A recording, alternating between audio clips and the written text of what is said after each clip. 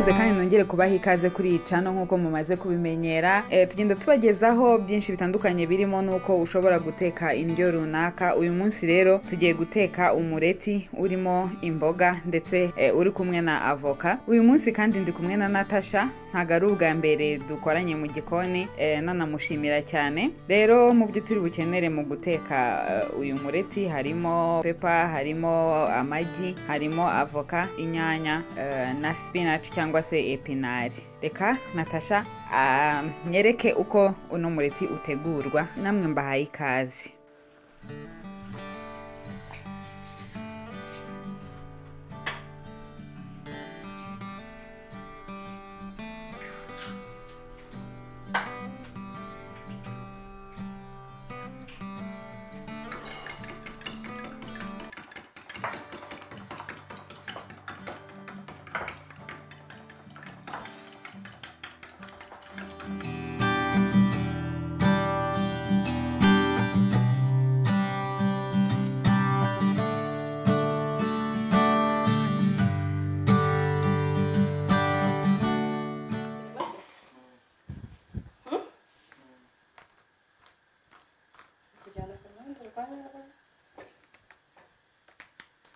Tumaze rero gukubita amagi, hanyuma duta dushyiramo pepper cyangwa se poivre.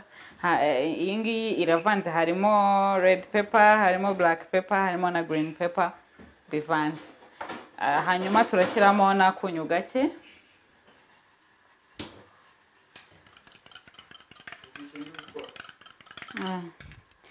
Nitumara gushyiramo ya poivre n'umunyu, twongere dukoroge amagi kugira ngo umunyu ube dissolve, niba ariko nabivuga, wivange neza, kubera ko akenshi iyo ukubise amagi ntongere kuvanga cyane washyizemo umunyu ugumamo munsi.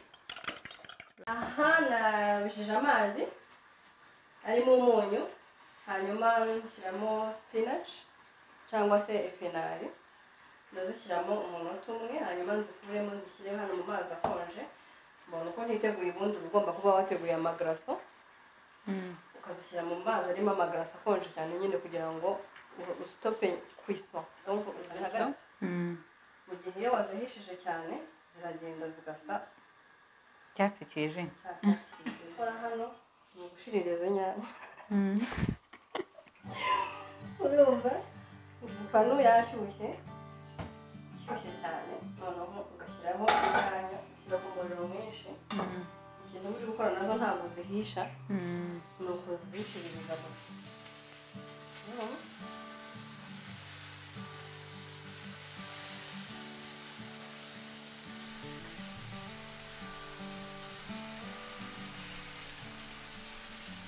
Ubaye ukunda igitunguru ushobora kubishyiramo, ariko njyewe ntabwo ndi umufana, niyo mpamvu ntabyo natetse. Ariko ugifite ushatse wabishyiramo nk'uko usanga uteka mu mureti nta kibazo. Cyangwa ushobora no gushyiramo na poiro cyangwa poivron, byose nta kibazo waba ushaka.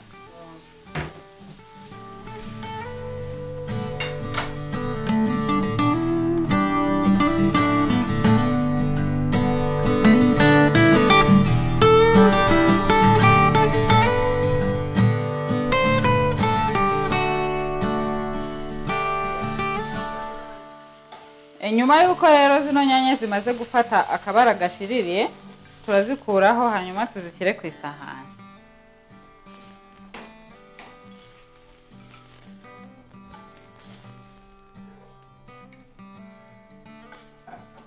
ipanu turayoza kubera ko n'ubu zitezeho nagukorera gake.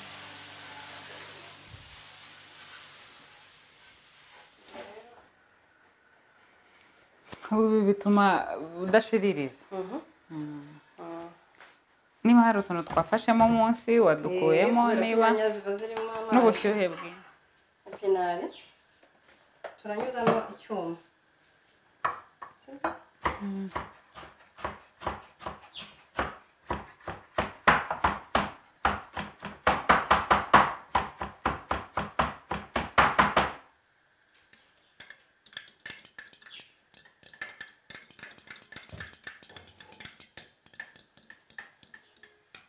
hanyuma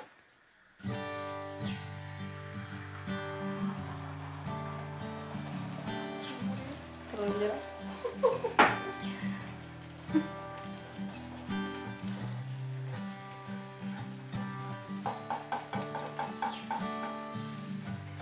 ubaye rero udakunda umureti uhiye cyane uyu nguyu uri pafe hari abantu bakunda nkanjye bashaka kuwurya umeze gusa ntabwo nkunda ushirira hanyuma no kuri uyu nguyu nawe ni kimwe ntabwo ujya kugira ntabwo tuwuhindura nyine urawurekera kureka gashya warangiza ugashyiramo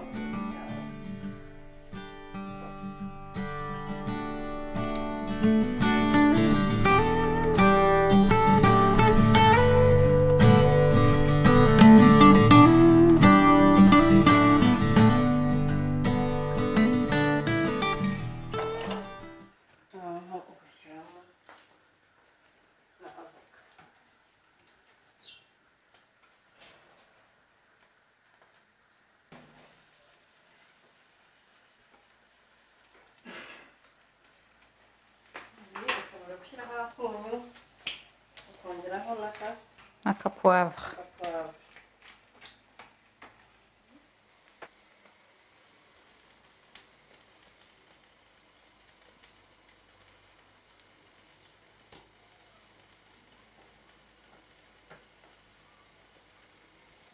urifite hanyuma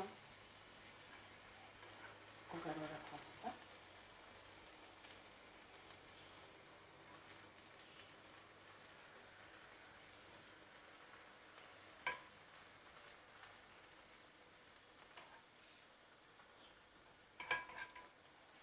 kongera usigaza kuziga gatoya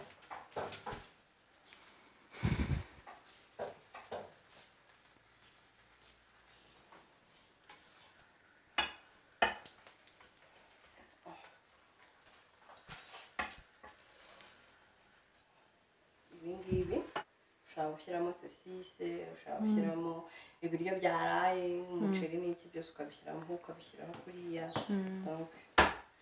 you just go crazy. You just get creative. Yep, that's it. Nta bundi buhanga ntabwo. Uyu ni umwanya nkunda. Byanze bikunze kurya kumva ukuntu ibiryo bimeze. nta muntu utabikunda especially ibiryo byatetswe n'umuntu w'umuhanga nkawe. Abantu bibwira ko kurya neza ari kujya muri resitora. Ariko ibiryo byo mu rugo biryoha kurusha ibyo muri resitora. Kuko ushobora no kujera ibintu byose ukavuga uti nzi amavuta nashyizemo ukuntu angana iyo sukari. Urugero hari amaresete nk'ubu batanga y'amagato ni urugero nshobora gutanga. Bakakubwira ngo urakoresha ibikombe 3 by'isukari. Iyo iba ari isukari nyinshi cyane. Njye nayikora nkakoresha igikombe kimwe kandi ukumva gatira ryoshye kandi isukari nayo igabanyije. So abantu rero bafite ibintu nze kuvuga yuko muri resitora waba ibiryo ntabwo gusohoka ari bibi.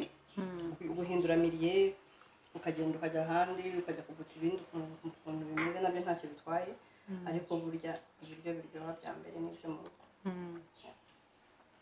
Nese nkawe nabonye ku kijyanye no guteka iyo level uriho nzayigeraho kera. Guteka wabyize gute cyangwa wabikunze gute? Donc gukunda guteka gukunda ibintu byo kwitegurira ibiryo mu rugo narabyigesheje nta shuri nagiyemo kuko nikize ni pratique. Uretse ko kuva kera nkiri umwana mama wanjye yakundaga guteka. Ubwo rero njye nakinaga za konokono nabaga mfite utuntu tw'udusafuriya naba ndi kwa grand-mère naba ndi mu rugo hose nabaga ndi guteka. Ageze ari aho ngaho biva bigeraho nyine biza gusinzira kubera kujya mu mashuri n'ibiki byose. Ariko nyuma yaho ndabyobora ikintu nkora n'iki njya kuri internet nkareba resete narangiza nkayikora. Abikora kugeza igihe bikunze kuko nyine ni pratique. Ni ibihe bintu by'ibanze se umuntu ukunda guteka yagakwiye kwitaho? Ingredient nyazo nzima ziri frais nizo ugomba kwitaho.